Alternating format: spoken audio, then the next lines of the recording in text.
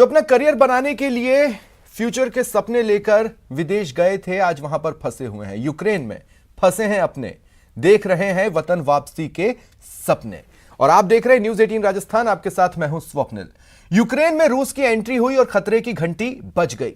जो ground zero पर देशवासी फंसे हैं वो इंतजार कर रहे हैं एक उम्मीद की किरण का, कोई आएगा और उन्हें वापस वतन वापसी की राह पर ले जा सकेगा। लेकिन हालात मुफीद नहीं है। ये वो लोग हैं जिन्होंने टीनेज अभी क्रॉस ही की है। कोई 20 साल का है, 18-19 साल के बच्चे भी वहां पर मौजूद हैं। ये वो हमारे बच्चे हैं जिन्हें वापस वतन लाना आपकी, हमारी और केंद्र सरकार की जिम्मेदारी है। प्रयास चल रहे हैं अपने स्तर पर कई तरीकों के। सरकार भी हाथ पर हाथ धरे बैठी नहीं है, पर जिस तरह के हालात वहां पर बने हैं एयर स्ट्राइक के बाद से, वो बेहद चिंताजनक है।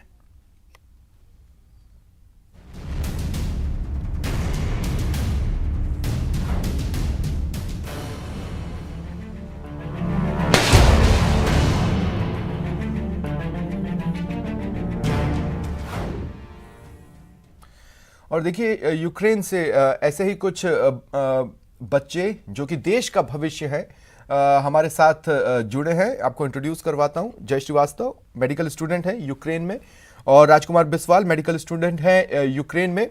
देखिए, मैं आप दोनों का स्वागत करता हूं न्यूज 18 राजस्थान पर। सबसे पहले जय, आप मुझे बताइए कैसे हैं आप लोग, क्या कुछ हो रहा है? जी नमस्कार जी। मैं जय श्रीवाल छत्तीसगढ़ से। यहाँ पर अभी हालात तो ठीक नहीं है, मार्शल लॉ लगा है बाहर से। इंडियन एम्बेसी से हमें खबर आई है कि बाहर नहीं निकल सकते, एयर स्ट्राइक और फायरिंग हो सकती है। रशियन आर्मी अंदर आ चुकी है केस के अंदर, तो थोड़ी हालात टेंशन से है। और आज को भी एयर स्ट्राइक से और एक फ्लाइट क्रैश हुआ एयरपोर्ट पे। यही हालात राजकुमार, आप कैसे हैं? तबीयत वगैरह, शारीरिक रूप से, मानसिक रूप से? सर तबीयत वगैरह तो सही है सर, बट यहाँ पे फिर खाने पीने की तो टेंशन रहती है। बस बहुत ज्यादा सोच रहे हैं यहाँ पे मैट वगैरह प्रोवाइड किए रात में सोने के लिए। और यहाँ पे तबीयत तो ठीक है सर, कोई प्रॉब्लम नहीं है, तबीयत सही है सर। ठीक है। देखिए, मैं आप दोनों से एक एक कर बातचीत करूंगा। पहले कुछ सवाल जय मैं आपसे ले रहा हूं। जय, देखिए, जब दूतावास ने एडवाइजरी जारी की कि जो जा सकते हैं वो और जिनके लिए पॉसिबल है वो एक बार देश जाने की कोशिश करें, चले जाएं, उस वक्त आप नहीं गए। और अब तो जिस तरह के हालात हो गए हैं उसमें तो वतन लौटने के अलावा कोई खास चारा नजर भी नहीं आ रहा। क्या कारण रहा कि आप पहले निकलने की आपने नहीं सोची? पहले निकलने की हमने ट्राई की थी, बस फ्लाइट्स अवेलेबल नहीं थी। और यूनिवर्सिटी तरफ से कोई एडवाइजरी नहीं हुई थी कि कब तक ऑनलाइन क्लासेस चलेंगी।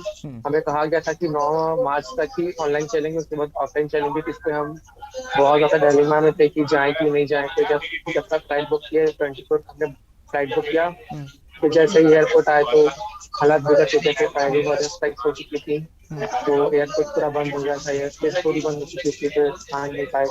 और इंडियन एम्बेसी की तरफ से भी एड्रेस जब जारी हुई थी तब हमने पूरा कोशिश किया था जल्दी आए, पर हालात बिगड़ चुके थे।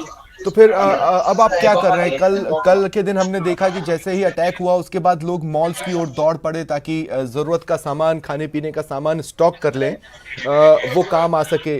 आपने भी कोशिश तो की होगी, लेकिन जहां तक मेरी जानकारी है एटीएम से पैसे निकालने में लोगों को दिक्कत हो रही थी, पैसे नहीं निकाल पा रहे थे। मॉल्स में पहुंचे तो 700-700 मीटर लंबी लाइनें थी। आपके साथ क्या हुआ जय? हाँ, हम तो पहले ही निकल चुके थे। 23 के रात को हमने जयपुर से दिल्ली कीव आने के लिए हम निकल चुके थे। हालात अब तक तो ठीक ही थे। हमारी फ्लाइट थी 24 को सुबह, पर जैसे ही हम एयरपोर्ट पहुंचे सुबह 6 बजे, तो फायरिंग और सब स्टार्ट हो चुकी थी। तब पता चला कि हालात पूरे बिगड़ चुके हैं। फिर बस हमें तुरंत बाहर लेके गई थी एयरपोर्ट से, पर भगदड़ मची हुई थी एयरपोर्ट पे। फिर बाहर गए तो मतलब बस स्टेशन पे हमें छोड़ा गया। फिर उधर से हमने डिसाइड किया कि हम एयर एम्बेसी जाते हैं, वहां सबसे सेफ है अभी कीव पे। फिर एम्बेसी आए तो देखा कि बहुत सारे स्टूडेंट्स आए, कम से कम 250 स्टूडेंट्स है यहाँ। तो राजकुमार, आप दोनों साथ हैं, तो मैं ये मानकर चल रहा हूँ कि किसी हॉस्टल में आप लोग साथ रहते होंगे। हो सकता है आपके इंस्टीट्यूट ने ऐसी हॉस्टल की व्यवस्था की हो जिसमें सारे भारत वाले एक साथ रहते हों। मुझे जानकारी नहीं है, एक तो थोड़ा सा इस पर आप प्रकाश डालें, और दूसरी बात मुझे ये बताएं कि अगर आप लोग फ्लाइट लेने गए थे तो इसका मतलब है कि आपके पास ज्यादा सामान तो रहा नहीं होगा, खाने पीने का आपने स्टॉक करने की कोशिश नहीं की होगी। अब तो स्थितियां बदल गई, अब तो और मुश्किल होती होगी। सर हम लोग एक ही university Jafarganj state medical university के फ्रेंड्स हैं। हम लोग एक ही हॉस्टल में एक ही रूम शेयर करके रहते हैं। वहां से हम लोग जब निकले वहां से तब तक सिचुएशन सही थी।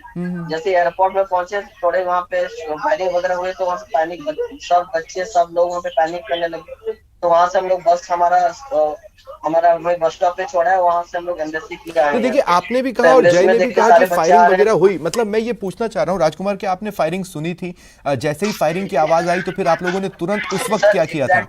एग्जैक्टली सर, फायरिंग की तो आवाज नहीं सुनी, बट हम लोग बस से उतरे नहीं थे, लेकिन उससे पहले सब लोग पैनिक करके एयरपोर्ट से निकल रहे थे और ऐसे इन्फॉर्मेशन हम लोग को आया कि सबको खाली करने की ऑर्डर मिली। तो वहां से बस से हम लोग कोई उतरे नहीं है, वहीं से डायरेक्टली हम लोग बस स्टॉप पे आ गए और वहां से हम लोग एम्बेसी की तरफ निकल गए। तो एम्बेसी में आके यहाँ पे हम लोग स्टे कर रहे हैं। 150 बच्चे के साथ यहाँ पे हम लोग यहाँ पे हैं। ये कहाँ पर स्टे कर रहे हैं, एक बार थोड़ा क्लियर करेंगे राजकुमार? सर हम लोग अभी एम्बेसी ऑफ इंडिया के पास में एक स्कूल है। उस स्कूल में हम लोग ऑडिटोरियम है, कॉरिडोर है, वहाँ पे सारे बच्चों को रखा गया है। अच्छा अच्छा, फिर खाना पीना वहाँ पे कैसे हो रहा है सारे फैसिलिटी दिए जा रहे हैं, पानी। जय, अगर थोड़ा आप क्लियर करें, खाना पीना कैसे कर रहे हैं आप लोग? खाना पीने की तो शॉर्टेज है, खुद इंडियन एम्बेसी ने माना है इस चीज की, खाने पीने की शॉर्टेज पड़ सकती है और पानी की भी। तो उन्होंने कहा है कि दिन पे प्रोवाइड करेंगे मील। जैसे कल आया था मेल तो एक प्लेट 4 या 5 को शेयरिंग था, तो थोड़ी मेल को दिक्कत आई है खाने पीने पे। नहीं तो रात को ही मिली। मतलब दाल रोटी चावल कम से कम एटलीस्ट जो नेसेसिटी होती है वो प्रोवाइड हो पा रही है, या फिर वो बिस्किट और मैगी वाला दिन चल रहा है? नहीं, जी चावल और सोयाबीन सब्जी प्रोवाइड की थी एम्बेसी ने। एम्बेसी अपना बेस्ट कर रही है, और हालांकि बाहर को ज्यादा ट्रांसपोर्ट सिस्टम भी बंद हो चुके, ब्लॉक है, तो कोई मूवमेंट नहीं कर सकता। ठीक है। राजकुमार, मुझे आप ये बताइए, आप जहां पर हैं, खिड़की से बाहर झांकते हैं तो क्या दिखता है? क्या किसी तरह की आवाजें आती हैं? हालांकि मार्शल लॉ लगा है, लेकिन हम जिस तरह की ब्रेकिंग न्यूज़ आ रही हैं कि कीव तक रूस पहुंचने की स्थिति में पहुंच चुका है, लेकिन आप जहां पर हैं वहां से बाहर देखते हैं तो क्या दिखता है, क्या क्या सुनाई देता है? सर एक्चुअली देखा जाए तो मैंने अभी तक ऐसा कुछ सुना नहीं, देखा नहीं। लेकिन यहाँ पे जो लोग हैं, जो बच्चे हैं, जो सुनने को आया है कि कुछ आवाजें सुनाई दे रही है, मतलब कुछ बॉम्बिंग या शेल्स के कुछ आवाज आ रहे हैं। मैंने लेकिन पर्सनली खुद कभी सुना नहीं, लेकिन यहाँ पे बच्चे बोल रहे हैं कि साउंड से मैंने सुना है उन्होंने। वैसे तो यूक्रेन के बहुत सारे हिस्सों में भारतीय छात्र पढ़ रहे हैं राजकुमार, आप भी जानते होंगे। कुछ ईस्टर्न हिस्सों में पढ़ रहे हैं, कुछ वेस्टर्न हिस्सों में पढ़ रहे हैं, कुछ कीव में, तो कीव के आसपास। उन लोगों से भी तो आपकी बातचीत हो रही होगी, हो सकता है वो आपके फ्रेंड सर्कल में हो एटलीस्ट। वो क्या कह रहे हैं, वो क्या बता रहे हैं, उनकी जिंदगी कैसे चल रही है? सर अभी देखा जाए तो एम्बेसी में ही रहना सबसे सेफ लगता है मेरे को, क्योंकि अभी धीरे धीरे सारी यूनिवर्सिटी पे रहा है। अभी यूनिवर्सिटी में देखा जाए तो ज्यादा बच्चे हैं, सारी यूनिवर्सिटी अभी से बच्चे सारे निकले नहीं है, अभी तक वो भी है। और वहाँ पे डिपार्टमेंट उनको दिया जाए, लेकिन एम्बेसी में हम लोग थोड़ा ज्यादा सेफ फील करें, क्योंकि कुछ भी होगा तो इंडियन गवर्नमेंट पहले दिखो दिखेगा, एम्बेसी में हम लोग पहले नजर में आएंगे। तो इसलिए हम लोग वापस यूनिवर्सिटी जाने वाले थे, लेकिन यहीं पे रुक गए, क्योंकि हमें तो लगा कि यहाँ पे ज्यादा जल्दी है रुकेगी हम लोग, इसके अकॉर्डिंगली हम लोग इसलिए यहाँ पे रुक गए, एम्बेसी में रुक गए। जय, जैसा कि आपने बताया एम्बेसी के पास, आप दोनों ने बताया कि एम्बेसी के पास ही एक स्कूल में आप लोगों को रुकवाया गया है, तो रहने वहने की व्यवस्था ठीक ठाक है, खाने पीने की व्यवस्था ठीक ठाक है जैसा कि आप कह रहे हैं, लेकिन सिक्योरिटी की क्या व्यवस्था है? क्या एम्बेसी की ओर से यूक्रेन गवर्नमेंट से बातचीत कर आपके लिए किसी तरह की सिक्योरिटी की व्यवस्था की गई है, स्कूल के बाहर या अंदर की तरफ कहीं भी? ऐसा तो नहीं है, पर जैसे कि इंडियन एम्बेसडर है, उनके पास कुछ गार्ड्स हैं तो वो है यहाँ पर, ऐसा कुछ स्पेशल सिक्योरिटी प्रोवाइड नहीं की गई है। और इंडियन एम्बेसी तो सेफी प्लेस है में, तो वहाँ तो आप लोग डरे हुए तो नहीं हैं? तनाव में तो बकायदा आप हैं, वो तो मैं महसूस कर पा रहा हूँ आपसे बात करते हुए, लेकिन आप लोग डरे हुए तो नहीं है? देखिए, पैनिक होने की सिचुएशन तो नहीं है? आपकी आवाज कट रही है। जय, मैं सिर्फ इतना कह रहा हूं कि आप लोग देखिए, वक्त है घबराने का, मैं समझ सकता हूं, हालात घबराने वाले हैं। मतलब आप लोगों से बातचीत करते हुए मैं महसूस कर सकता हूं कि आप लोग प्रेशर में तो हैं, लेकिन पैनिक में नहीं है। ये अच्छी चीज है, मुझे ये अच्छा लगा कि आप लोग कम से कम पैनिक में नहीं है, आप डिप्रेशन में नहीं गए हैं, आप भी अभी एक उम्मीद की किरण अपने हाथ में पकड़े हुए हैं।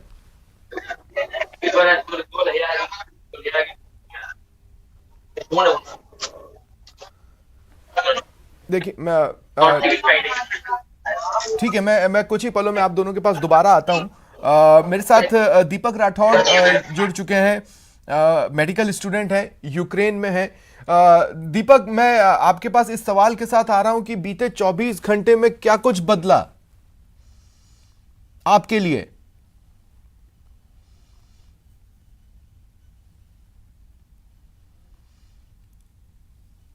दीपक, सुन पा रहे हैं आप? नहीं, शायद दीपक से मैं कनेक्ट नहीं हो पा रहा हूं। जय और राजकुमार बिस्वाल मेरे साथ बने हुए हैं। राजकुमार, सुन पा रहे हैं मुझे?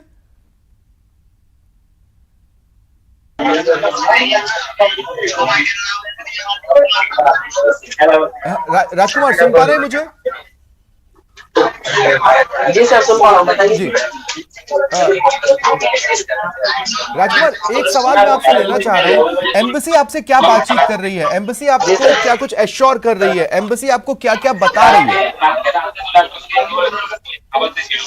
सर, एम्बेसी की तरफ से तो अभी तक कोई मतलब एग्जैक्ट कॉल तो निकल के नहीं आया कि मूवमेंट कब होगा, लेकिन क्वेश्चन दे रही है कि मतलब कल परसों के अंदर ऐसे कभी भी मतलब मूवमेंट के लिए कोई एम्बेसी कोई एडवाइजरी ऐसा कुछ जारी हो सकता है। लेकिन फिलहाल के लिए तो अभी तक ऐसा कोई एग्जैक्ट ऐसा आया नहीं कि हम लोग निकालेंगे, अभी ऐसा कुछ आया नहीं।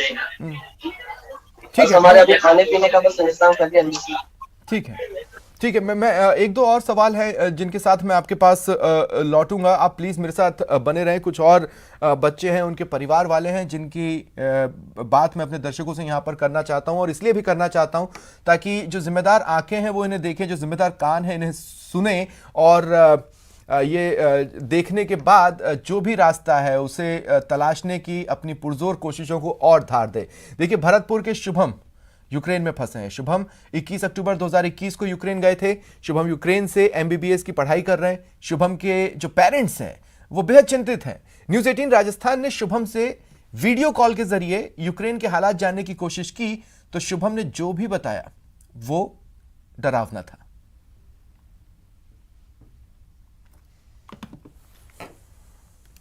21 में गए थे, मतलब वो आए थे तो अभी गए हैं, और वहाँ पे वॉर कंडीशन सब बिगड़ रही हैं। मतलब पहले बोला जा रहा था कि वॉर नहीं होगी, लेकिन अब वही है कि वॉर कंडीशन हो गई हैं, तो अब वहाँ से उनको निकाला जा रहा है। कोई प्रॉब्लम नहीं होनी है, और भैया से बात हो रही है कंटिन्यूअसली। है कि भाई वहाँ फंसे हुए हैं, पैसे आर्थिक परेशानियाँ आ ही रही हैं। ये कोरोना पीरियड 2 साल से गया है, तब से भी परेशानी, अब और ये और ज़्यादा परेशानी है।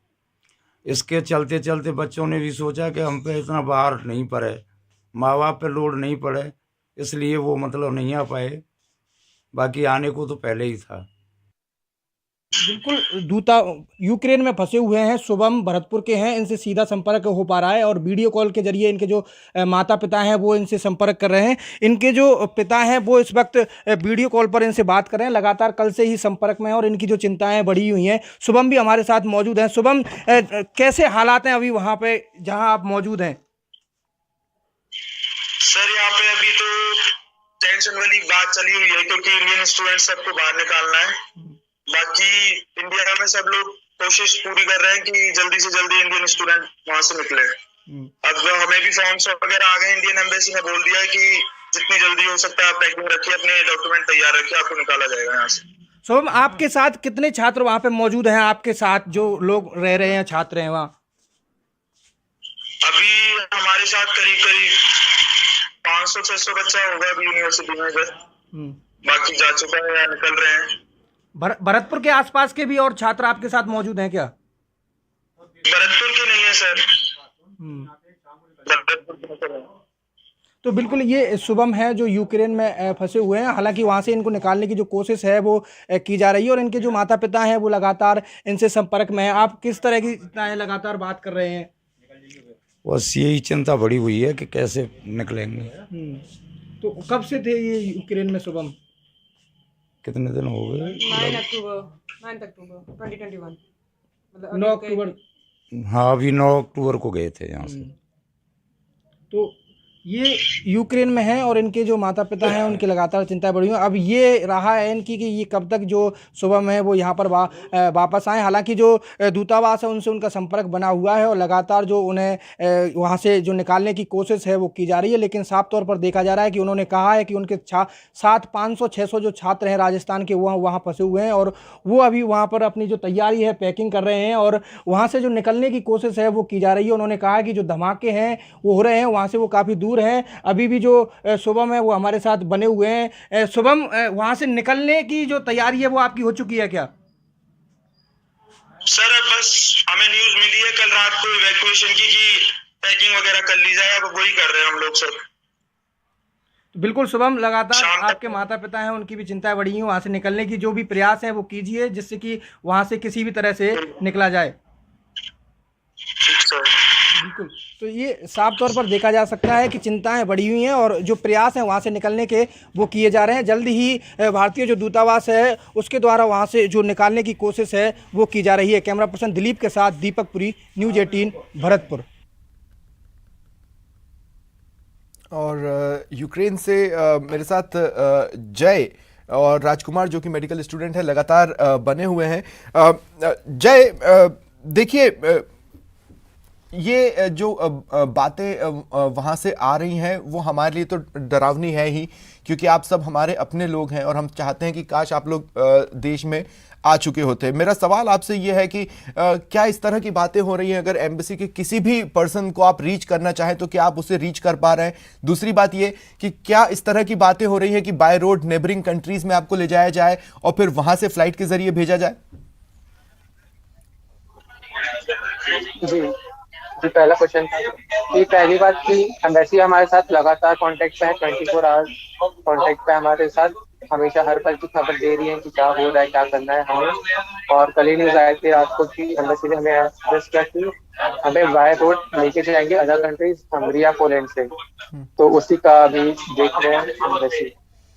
लेकिन इस बीच जो सुनने में आया था, फ्लाइट्स ने अपनी टिकट्स बढ़ा दी थी, जो सामान बाहर से मिल भी रहे थे उसे वो काफी महंगे हो गए थे और अपने खुद के पैसे निकाल पाना एटीएम से तो लगभग नामुमकिन हो चला था क्योंकि लोग पैसे नहीं निकाल पा रहे थे।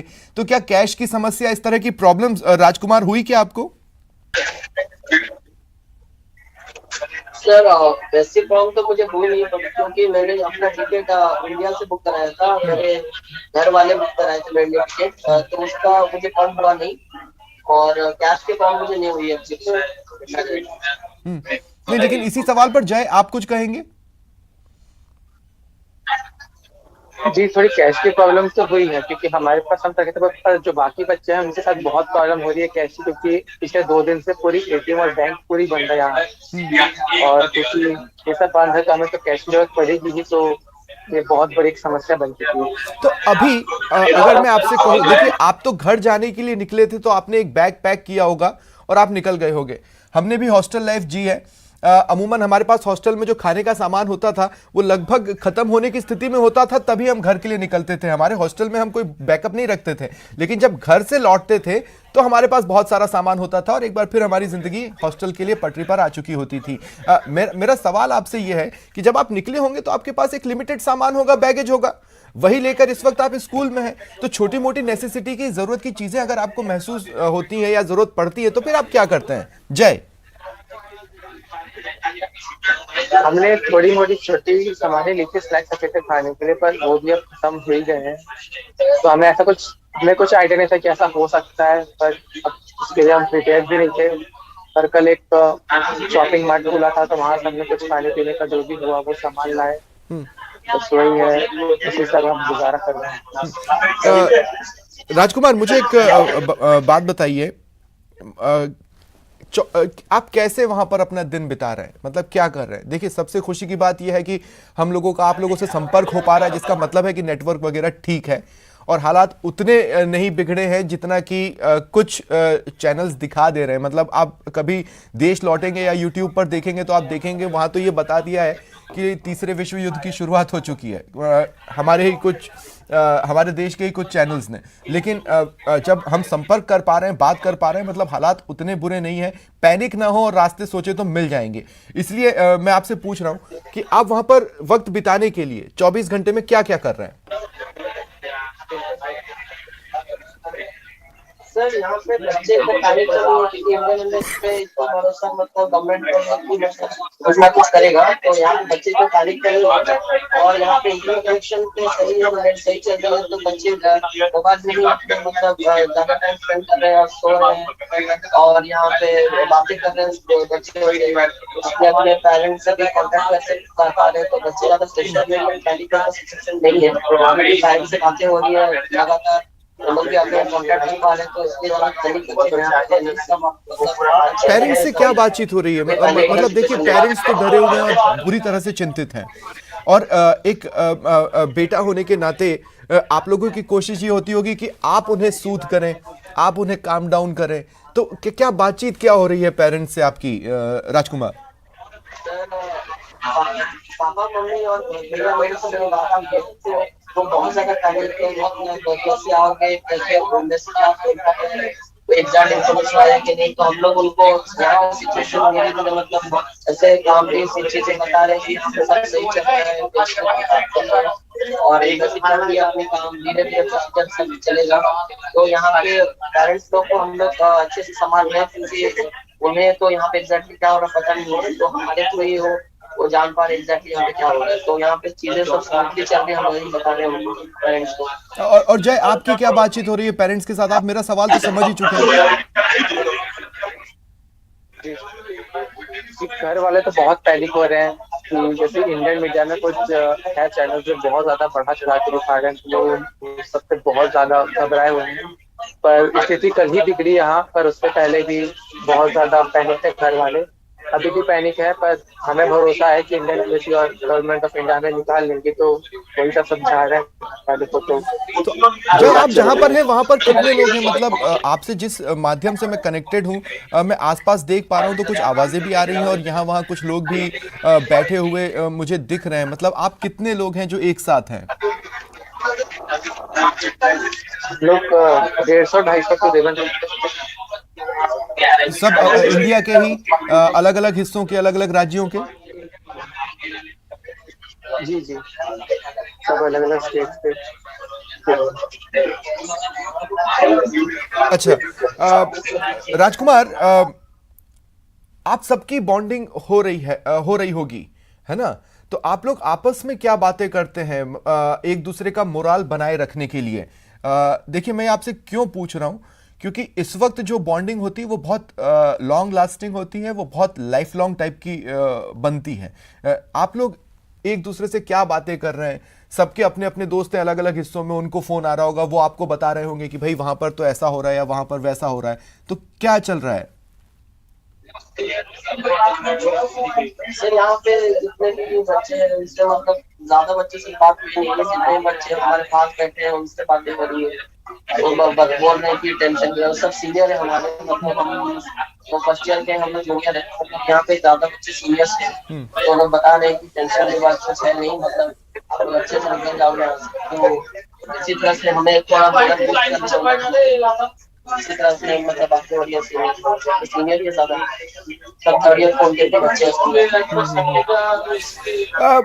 अगर मैं गलत हूं तो जय आप मुझे टोकिएगा। मुझे जहां तक जानकारी है कि आप लोगों के जो कॉलेजेस थे या इंस्टीट्यूट्स थे या यूनिवर्सिटीज थी, उन्होंने आप लोगों से ये कहा कि नहीं आप नहीं भी जाएंगे तो चलेगा, यहां पर चीजें सुधर जानी है। मतलब उनसे एजम्पशन में मिस्टेक तो हुई थी। इसके अलावा यह भी था कि जल्द ही चूंकि ऑफलाइन क्लासेस चालू होने वाली थी, इसलिए भी आप लोगों को लगा कि हो सकता है कि चीजें सुधरनी है, इसलिए हम रुक जाते हैं और हड़बड़ी में आकर लौटते नहीं हैं। अब ये इंस्टीट्यूट्स, ये कॉलेजेस, ये यूनिवर्सिटीज क्या कह रही हैं? अगर आप उनसे संपर्क कर रहे होंगे तो ये मैं इसलिए पूछ रहा हूं क्योंकि पहले तो उन्हीं के कहे के मुताबिक आप लोगों को रुकना पड़ा, और फर्स्ट गार्जियन अगर हम देखें यूक्रेन में आपके, तो वो कॉलेजेस, इंस्टीट्यूट्स या यूनिवर्सिटीज ही हैं। सेकंड गार्जियन इंडियन एम्बेसी होती है।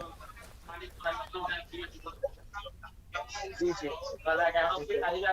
देखिए हमारा 24 का था। हमने अपने रिस्क पे यूनिवर्सिटी ने कहा कि 23 तक यूनिवर्सिटी ने कहा कि ऑफलाइन क्लासेस 9 मार्च तक ही चलेंगी, उसके बाद तो मतलब ऑफलाइन सुबह स्टार्ट हो जाएंगी। तो कुछ एडवाइजरी तो आई है यूनिवर्सिटी से, उन्होंने कहा कि आप अपने रिस्क में जा रहे हैं, आपको 8 तारीख से पहले यूनिवर्सिटी रिटर्न होना ही होगा। तो हम अपने रिस्क में जा ही रहे थे, और कल जब ये सब हुआ तो यूनिवर्सिटी ने तुरंत कहा कि 9 मार्च तक ऐसा था, नहीं तो आगे एक्सटेंड करेंगे ऑनलाइन, और मंडे तक सभी क्लासेस सस्पेंड कर दी गई हैं। तो यूनिवर्सिटी का बहुत बड़ा ड्रॉबैक रहा ये। अब सबसे ज्यादा क्या याद आ रहा है राजकुमार? सर मम्मी बहुत परेशान हो रही है तो मम्मी को बहुत याद आ रही है, और ये तो ऑब्वियस चीज है। पेरेंट्स बहुत परेशान हो रहे हैं, उनकी आदत आ रही है। और ये चीज ड्रॉबैक जो जैसे आपने पूछा कि बहुत बड़ा ड्रॉबैक है और इंस्टीट्यूट का, तो पहले हमें थोड़ा खबर जो इसके अकॉर्डिंग हम निकल सकते थे, इससे पहले निकल सकते थे, हम सेफ्टी इंडिया में पहुंच जाते थे। तो उसकी वजह से जो ड्रॉबैक हो रहा है यूनिवर्सिटी का, और मम्मी तो परेशान हो रही है सर, आपको जैसे पता है पहले भी मम्मी पापा से परेशान हो रहे हैं, उन्हीं के अकॉर्डिंग देख रहे हैं कर रहे हैं। देखिए, मैं बड़ी अजीब सी बात कहने वाला हूं, पर मैं अपने दर्शकों को कहने वाला हूं कि टीवी स्क्रीन पर जो आपको जय और राजकुमार नज़र आ रहे हैं, अगर आप उनके चेहरों को देखेंगे तो ये उनके लाइफ जीने की उम्र है जिसमें वो लाइफ देख रहे हैं।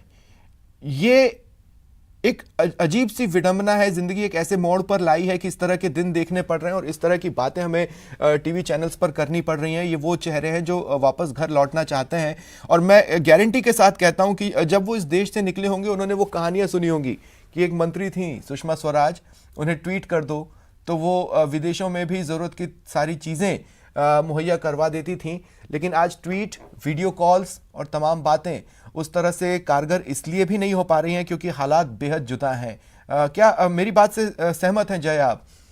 ये तो लगभग एक लाइफ देख लेने समान है जो आप वहां पर जी रहे हैं।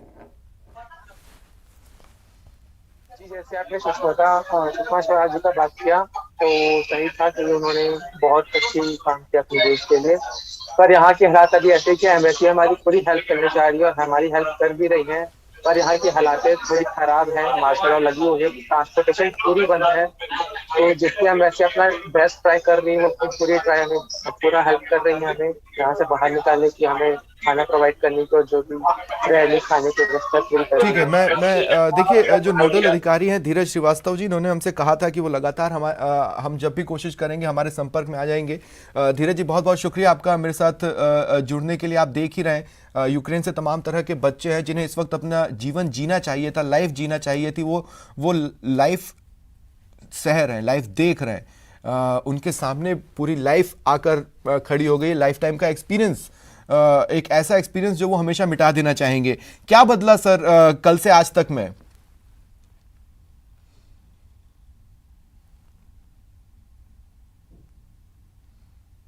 धीरज जी,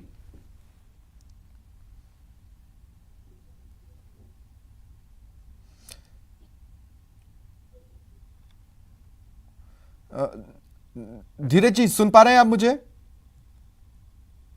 हाँ हाँ जी धीरज जी, क्या बदला सर कल से आज तक में? देखिए, कल से आज तक में तो थोड़ा सा अपडेट, ये जो पॉजिटिव डेवलपमेंट है कि विदेश मंत्रालय ने चारों बॉर्डरिंग स्टेट्स पर अपने अपने कैंप्स और नोडल ऑफिसर्स भेज दिए हैं। तो कुछ वार्ता इस प्रकार हो रही है कि cross border movement under safe passage students को अगर परमिट कर दिया जाए तो यूनिवर्सिटीज के माध्यम से भी और हम लोग अपनी तरफ से भी लिस्टें दे रहे हैं, बट प्रोवाइडेड हमारी तरफ से ये रिक्वेस्ट है उनको कि unless and until it is a full proof arrangement, तो अगर बच्चों को under security of the government वहाँ अगर मैं आपकी बात को सही समझ रहा हूँ किसी तो भी हम उसी देश रास्ते को खंगाल रहे हैं कि बाय रोड नेबरिंग कंट्रीज में जाएं और वहां से बाय एयर उनको इंडिया लाया जाए, लेकिन उसमें जो वीजा की टेक्निकलिटीज होती हैं वो भी साइड बाय साइड सोचा जा रहा है। नहीं, वीजा की टेक्निकलिटीज को एमईए ने भी परमिट कर दिया है। इंडियन पासपोर्ट जो भी है उसको परमिट कर दिया है वो संबंधित देश ने, जैसे पोलैंड ने, हंगरी ने, रोमानिया, सब लोगों ने इंडियन पासपोर्ट को परमिट कर दिया है। They will be allowed free entry at the border. ठीक है, मुझे पूरी उम्मीद है राजकुमार और जय आपने भी ये सुना होगा और आप अपने दोस्तों को बताएंगे। धीरज श्रीवास्तव जी जो कि नोडल अधिकारी हैं उन्होंने बताया कि ताज़ा क्या अपडेट्स हैं। प्रयास युद्ध स्तर पर चल रहे हैं और वीज़ा की टेक्निकलिटीज़ को अगर हटा दिया गया है तो ये एक बड़ी उम्मीद की किरण है आप सभी के लिए। बहुत बहुत शुक्रिया आप तीनों का मेरे साथ जुड़ने के लिए और बातचीत के लिए। फिलहाल इतना ही, नमस्कार।